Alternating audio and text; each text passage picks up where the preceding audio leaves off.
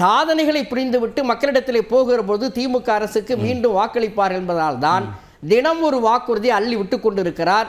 அது நிறைவேற்ற முடியாத வாக்குறுதிகளாக இருக்கும். ஆட்சிக்கு வந்தால் தானே இதை செய்ய முடியும். இன்னொன்று சொல்றார், நாங்கள் போட்ட திட்டத்தை காப்பி அடித்து நாங்கள் எங்களுடைய அறிக்கையை அவர்கள் பயன்படுத்துகிறார்கள் என்று சொன்னார். இவர்தான் காப்பி அடித்து சொன்னார். மகளிர் உரிமை தொகை 1000 ரூபாய் கொடுக்க முடியாது என்று சொன்னார் எடப்பாடி. ஆனால் அதை வழங்கி இருக்கிறது இந்த அரசு.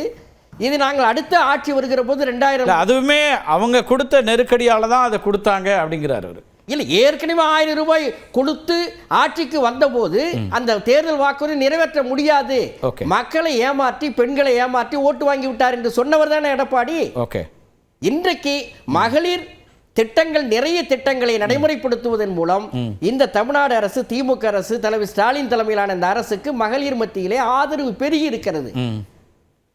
எனவே அவர் வாக்குறுதி கொடுக்க வேண்டிய நிர்பந்தத்துக்கான வாக்குறுதியாக கொடுக்கிறார்.